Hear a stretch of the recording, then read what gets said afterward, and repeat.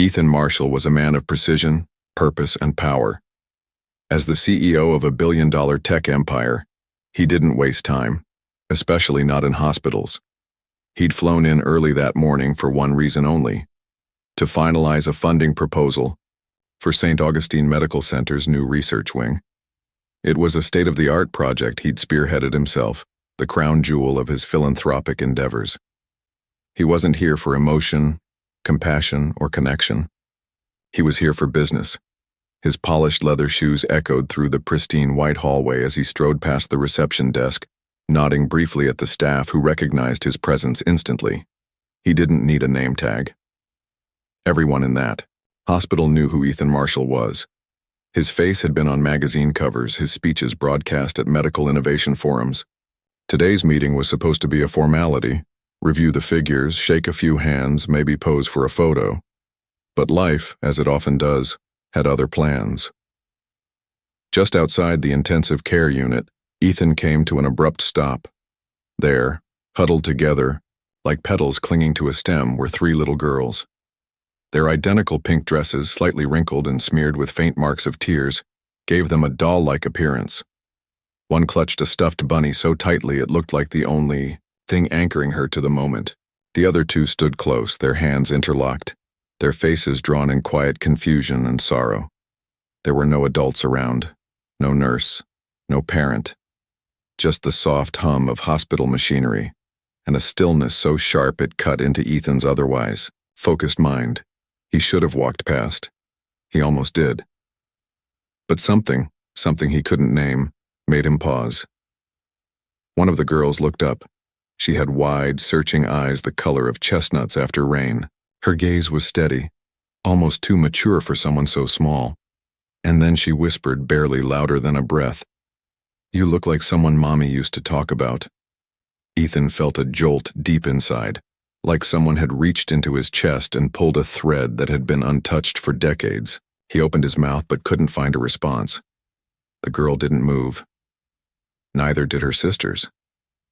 They just stared at him, as if waiting for something. Recognition, maybe, or salvation. He crouched slowly, instinctively lowering himself to their level. "Hi," he said gently. "Are you waiting for someone?" One of them nodded but didn't speak. The one with the bunny tightened her grip. Another sniffled quietly. Ethan glanced toward the ICU doors. They were shut tight, the kind of doors that separated worlds, life from death, hope from despair. He turned back to the girls. "Where's your mom?" he asked softly. The girl who had spoken pointed to the ICU. Ethan's chest tightened. "Is she okay?" The girl shrugged and then whispered, "The doctor said she might not wake up." It hit him like a blow to the gut. These weren't just children who'd wandered off. They were waiting for answers, for miracles, for something no child should ever have to understand. He should have walked past. He really should have. But now, he couldn't. Not with those eyes staring into his. Not with that quiet voice echoing in his ears. Something about them was hauntingly familiar. The way they looked, the tilt of their heads, the shape of their faces, and the eyes, especially the eyes. He reached into his coat pocket, searching for a tissue, anything to offer comfort. His fingers touched the edge of his phone, then a small silver pen, and then a photograph. He pulled it out without thinking. It was worn at the edges. A picture of a woman, laughing, her hair windblown, her arm around a much younger Ethan. Her name had been Claire, and the girl with the bunny had Claire's eyes. Ethan's breath caught in his throat. The past, his past, was suddenly no longer buried. It was standing right in front of him, and it was crying. Ethan couldn't move. The photograph trembled slightly in his hand as his mind raced backward through the corridors of memory. Claire. It had been over a decade since they last spoke. A love story never fully written, paused not by anger or betrayal, but by life, pulling them in different directions. She was vibrant, full of fire and grace. He remembered how she used to tilt her head when she laughed, how her eyes sparkled when she talked about dreams. Hers, his, theirs. But she disappeared one day, quietly, without goodbyes. And although he had buried that ache beneath years of boardroom deals, investor calls, and charity galas, the wound had never really healed. He just forgot it hurt. Until now. The girl, no, all three girls, looked so much like her it made his heart ache. The one with the stuffed bunny shuffled closer, tugging gently on the cuff of his coat. "Are you the man from the photo?" she asked, her voice small and uncertain. Ethan knelt again, his heart thudding in his ears. "What photo, sweetheart?" She reached into a tiny side pocket in her dress and pulled out a wrinkled, folded picture. Her small hands uncurled it like it was treasure, and when she held it up, Ethan felt the ground shift beneath him. It was the same photo. The exact same photo he'd just pulled from his coat pocket. Claire and him, years ago, smiling on a bench by the lake. It was the only picture they'd ever taken together. His mouth went dry. "Where did you get this?" "Our mommy keeps it by her bed." The other girl spoke now. Her voice was stronger, protective even. She said this man made her heart feel safe. "That's you, right?" Ethan didn't know what to say. His voice caught. He blinked rapidly, trying to clear the mist clouding his vision. "What's your mommy's name?" he finally asked. All three answered in unison. "Claire." He felt like the breath had been knocked out of him. Claire. Here, in this hospital, just behind that door, still alive. But maybe not for long. Stood up slowly, glancing again at the ICU entrance. Every part of him wanted to rush in to demand answers, to make sense of how this was even possible. But the girls, his mind still couldn't accept it, needed him. He couldn't leave them alone, confused and frightened in a hallway full of silence and machines. A nurse finally approached, her expression a mix of concern and recognition. "Mr. Marshall, the board is ready for you." He looked down at the three girls, then back at her. Is Claire Bennett in that ICU?" The nurse hesitated. "I'm not sure I need to know," he interrupted, his voice firm but not unkind. "It's urgent." She glanced at the girls, then lowered her voice. "Yes, she was brought in last night, car accident. It's not looking good." His hand tightened around the photo. "Does she have any family listed?" "Only the girls," she said softly. "No next of kin, no emergency contact, just the children." Something cracked inside Ethan then, not loudly but deeply. A quiet, soul-shifting realization. They had no one but her, and maybe no one but him. He turned back to the girls now sitting quietly on a nearby bench, leaning on each other, their small faces tired and solemn. "How old are you?" he asked gently. 7, the middle one answered. 7. Claire had left him about 8 years ago. His legs felt unsteady, but he managed to stay standing. 7 years old. The timeline clicked together like puzzle pieces, the eyes, the picture, the fact that Claire had never married, everything he thought he understood about his life, his success, his legacy. It all blurred in that moment, eclipsed by the possibility that he was looking at something far more important than fortune or fame. He was looking at his daughters, and they had been alone for far too long. Ethan took a deep breath. The boardroom could wait. Right now, these 3 little girls needed a father, and whether he was ready or not, his heart told him one thing with absolute clarity.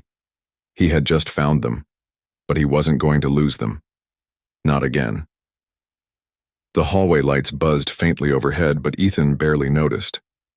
Time seemed suspended, as if the world had paused for this one impossible, aching truth to sink in. The 3 little girls in front of him were his daughters. His. And he had missed every bedtime story, every scraped knee, every birthday candle. He had missed the first word, the first step, the first time they called someone daddy, if they ever had. That thought pierced deeper than he expected. He took a seat on the bench beside them, careful not to startle them. "Do you girls have names?" he asked softly, his voice unusually unsteady for someone known to silence boardrooms with a single sentence. The girl with the bunny leaned her head on his arm. "I'm Lily." "That's Emma," she said, pointing to the bold-eyed girl who'd first spoken. "And that's Rose." Lily, Emma, Rose. Like flowers someone had gently planted in the middle of a storm. He swallowed the lump rising in his throat. "Those are beautiful names," he said, managing a small smile. Do you know who your dad is?" The question floated in the air longer than he expected. The girls looked at each other. Emma spoke first, cautiously. "Mommy said he was someone special, but far away. She never said his name, just that he had dreams to chase." Ethan looked down, the weight of her words crashing against him like a wave. Dreams to chase. He had chased so many, built empires, created technologies that saved lives. But somewhere along the way, he had lost the map to the most important part of his own. Rose, the quietest of the three, finally looked up at him. "Are you him?" Ethan didn't answer right away. He couldn't. Because how do you tell three children that you may be the man they've been wondering about their whole lives? That you weren't there to hold them when they cried, or protect them when life got hard? That you might have been nearby but not nearly close enough? Instead, he reached into his coat again, pulled out the photo, and laid it gently on his knee. "That's your mom and me," he said quietly. "A long time ago. We cared about each other very much." Emma leaned closer, her brow furrowing. "Did you stop caring?" "No," he said instantly, surprising even himself with the force in his voice. "I never stopped. I didn't know about you." The girls didn't say anything, but Lily reached out and touched his hand. That small gesture felt heavier than any deal he'd ever signed. He held it gently, like it was fragile glass. A nurse approached again, this time more solemn. "Mr. Marshall, Claire's condition has changed. The doctor is asking for someone to come in." Ethan stood quickly, heart pounding. "Can I see her?" The nurse nodded. "She's conscious, but very weak. She's been asking for someone named Ethan." His legs almost gave out. The name came like a whisper from a past he had thought was sealed and buried. He looked down at the girls, who looked back at him with wide, trusting eyes. "Stay right here," he said softly, crouching in front of them. "I'm going to see your mommy. I promise I'll be back." They nodded, and for the first time, there was something in their expressions. Hope. As the ICU doors opened and he stepped through, Ethan felt like he was walking into a different world. Machines beeped rhythmically, and the air carried the sterile chill of fragility and fight. Claire lay on the hospital bed, her skin pale, her frame far too small beneath the white blankets. But her eyes still had that quiet fire. When she saw him, they filled with tears. "Ethan." Her voice was barely audible, but he heard it like thunder. "I'm here," he said, rushing to her side, gently taking her hand. "Claire, I didn't know. I never knew." A tear slid down her cheek. "I wanted to tell you. So many times, but I didn't want to hold you back. You had dreams. I didn't want you to feel trapped." His heart shattered into pieces. "Trapped? Claire, if I had known, if I had even guessed, nothing would have kept me away. Not success, not money, not anything." She squeezed his hand weakly. "They're amazing girls, Ethan. They have your determination. Emma never gives up. Rose is quiet but fierce. And Lily, she dreams like you used to." He wiped a tear from her cheek. "They're not alone anymore. I swear it, Claire. Whatever happens, I'm here now. And I'm not going anywhere." Her eyes fluttered, the exhaustion washing over her. But just before sleep took her again, she whispered, "Don't let them feel abandoned, Ethan. Not like I did." "I won't," he promised, brushing her hair back gently. "Not ever again." As he walked back out into the hallway, the three girls ran to him, wrapping their arms around his waist without hesitation. And in that moment, For the first time in his life, Ethan Marshall felt like he had finally arrived where he was always meant to be. The following morning came wrapped in a soft gray sky and the smell of antiseptic. Ethan hadn't gone home. He had spent the night seated upright in the visitor's lounge just outside the ICU, his jacket serving as a makeshift blanket for the 3 girls curled up beside him. Nurses had tried to convince him to get rest in the private suite usually reserved for VIP guests, but he'd refused. For the first time in years, comfort wasn't his priority. His daughters were. Lily had fallen asleep gripping his fingers. Rose rested her head on his shoulder, and Emma, ever the watchful one, had taken it upon herself to stay awake longer, just in case Mommy wakes up. Ethan had stared at the ceiling most of the night, lost in the kind of thoughts that didn't fit into spreadsheets or boardroom agendas. He thought about the years he'd spent building something meant to help people, tech that could change lives, and yet here he was, only just discovering the 3 lives that could have changed his. He wasn't angry at Claire. There were questions. Yes, so many, but not anger. If anything, there was regret, and beneath that, a desperate, blooming sense of purpose. These girls needed someone, not just someone who could afford nannies or private school, someone who would show up, every day, every night, someone who could be their safe place.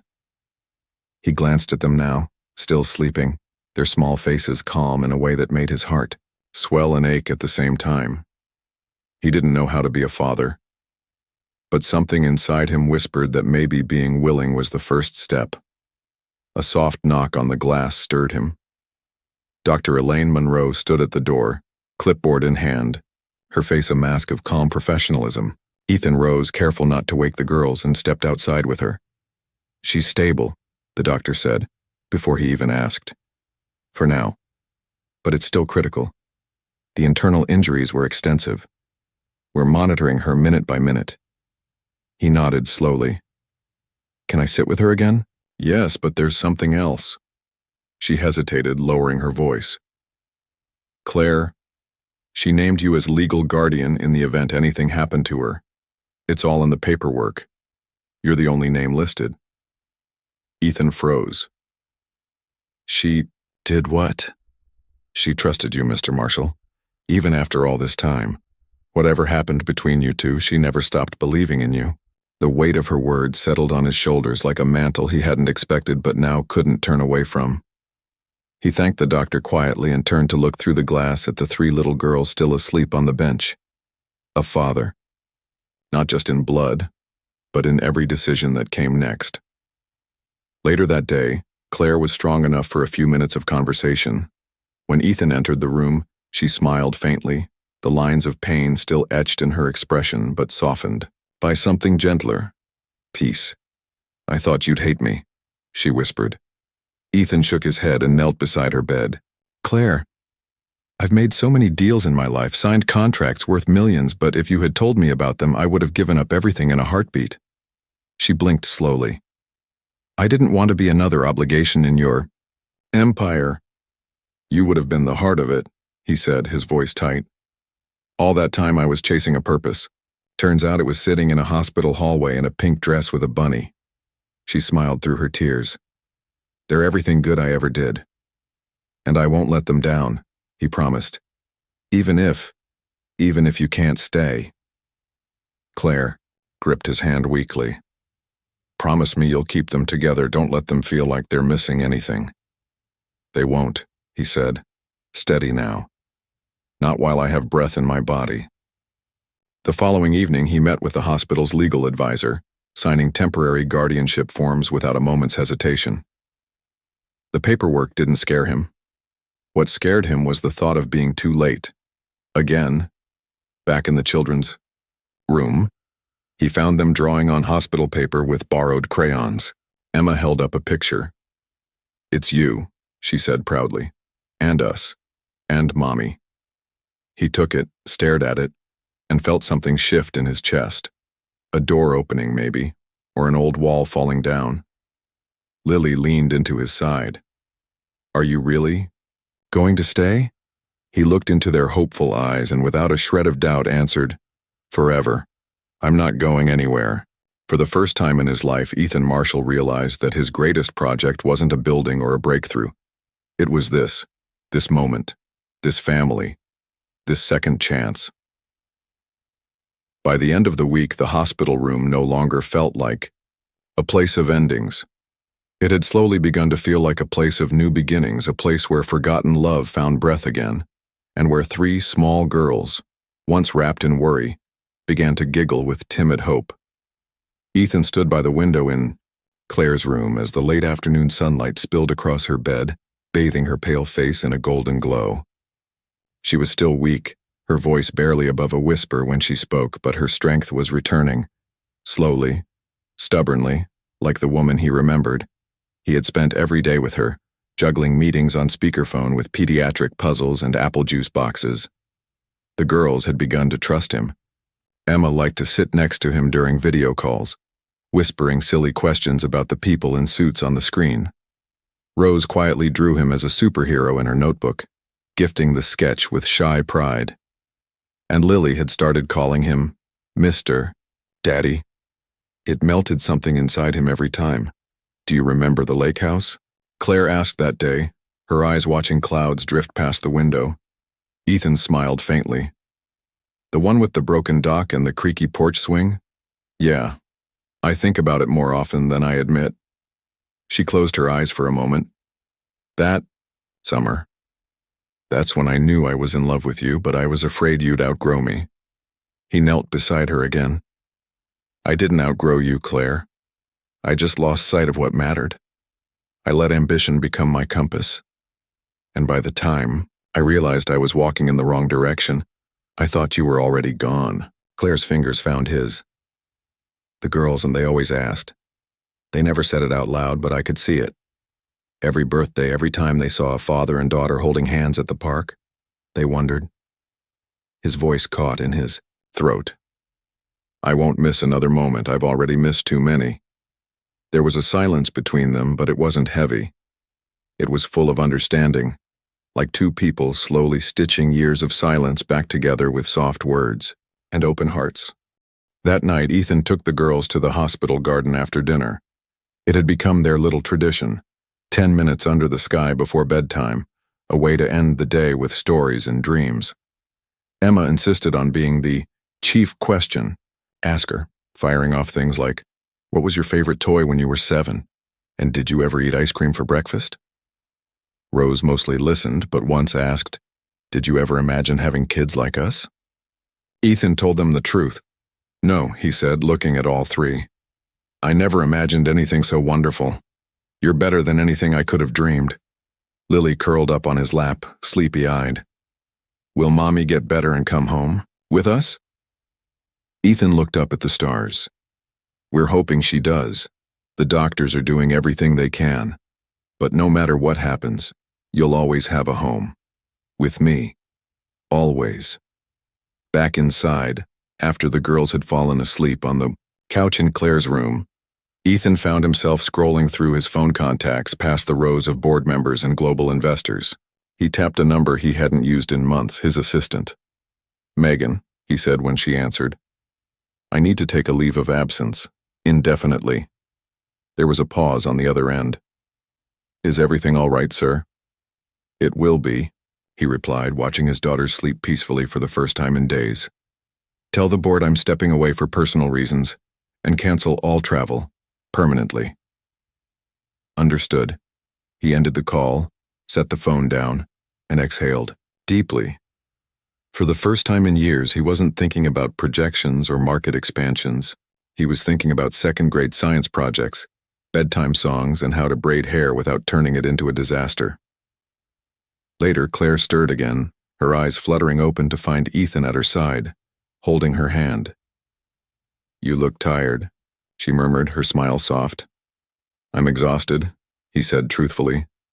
"But I'm more awake than I've ever been." She squeezed his hand gently. "They're lucky to have you." "No," he whispered. "I'm the lucky one." And in that quiet, sacred moment, surrounded by monitors, soft beeping, and 3 dreams wrapped in pink blankets, Ethan Marshall understood something with absolute certainty. Success wasn't about how high you climbed. It was about who you held on to along the way. The seasons shifted gently as Claire's recovery progressed. Each sunrise a quiet victory. Each step, she took a celebration of resilience. Over the next few weeks, the sterile white walls of the hospital began to blur in memory, replaced by the gentle chaos of a home filled with laughter, crayons on the walls, and pink hairbands scattered across Ethan's once pristine study. He had moved Claire and the girls into his home just days after her release from the hospital, against the recommendation of a few skeptics who still thought of Ethan Marshall as a man too consumed by ambition to handle parenthood. But they hadn't seen the man who now knelt down to tie tiny shoelaces, who could distinguish between Rose's thoughtful silence and Lily's tired one, or who learned how to braid 3 different hairstyles from YouTube at midnight because, "Daddy, we want to match for school tomorrow." The house that once echoed with silence was now alive, full of singing, giggling, and the occasional tantrum about broccoli or bedtime. It was overwhelming, it was beautiful, and it was real. One morning, Claire sat on the front porch wrapped in a blanket, watching the girls chase each other across the lawn. Ethan stepped out beside her with 2 mugs of coffee. She looked at him with that same mix of affection and admiration she used to reserve for moonlit conversations at the lake house. "Can I tell you something?" she asked. "Of course. I didn't think you'd come back the way you did," she said, her voice tender. "I thought you'd show up, help a little, then vanish. I tried to prepare them for that." "I don't blame you," Ethan admitted. "The version of me you remembered. I wasn't the kind of man who stayed. But something changed the moment I saw them. They didn't just look like me. They carried pieces of you, pieces of the life we could have had. And I wasn't about to lose that again." She looked down at her hands, nodding. "They adore you, you know. Emma told her teacher she wants to be a CEO, just like Daddy, but nicer." Ethan laughed. "I'll take that as a compliment, I think." Claire smiled, but there was something serious in her gaze. "You've given them something I couldn't. Safety, stability, a father." He shook his head. "You gave them everything that mattered. I'm just trying to catch up." Inside the house, the girls had started drawing on a large sheet of paper taped to the kitchen wall. A family mural, they called it. Claire, Ethan, and the girls were stick figures holding hands, with a sun overhead and a tree with a tire swing below. The mural grew each day, and so did the sense of something solid taking root, something sacred. One night, after the girls had gone to bed, Ethan found Claire standing in the hallway, staring at the mural in silence. She turned to him, eyes glistening. "I never imagined we'd get a second chance," she said. He reached for her hand. "Neither did I. But sometimes the best stories aren't the ones we plan. They're the ones that find us." Weeks turned into months. Claire regained her strength, eventually returning to work part-time at a community health program she loved. The girls adjusted to their new routines, proudly introducing Ethan at school events, calling him Dad without hesitation now. And Ethan, once the untouchable CEO, became a man who knew every line of The Little Mermaid, who could cook exactly 1 decent pancake, and who made sure he was always there at pickup, waiting with open arms and a smile. He didn't abandon his career, but he reshaped it. He delegated more, traveled less, and invested in programs that supported single parents, orphaned children, and family housing. Because he knew now that real success wasn't in titles or towers, it was in faces like Lily's when she told him, "You make the best bedtime voices," or in Emma's scribbled notes in his briefcase that said, "Good luck, Daddy, be kind," and in Rose slipping her tiny hand into his during the school play without a word. On the anniversary of Claire's hospital admission, they returned to St. Joseph Medical Center, not for treatment but to thank the staff. The girls brought handmade cards, Claire brought hugs, and Ethan donated a new children's wing, named in honor of the woman who taught him how to love, and the daughters who showed him how to live.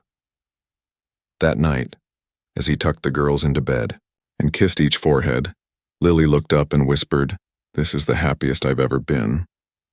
Ethan smiled, his heart full in a way he never thought possible. "Me too," he whispered back. And as he turned out the light and stepped into the hallway, the house behind him humming with peace. He knew without a doubt, the greatest meeting he ever walked into was the one he never planned.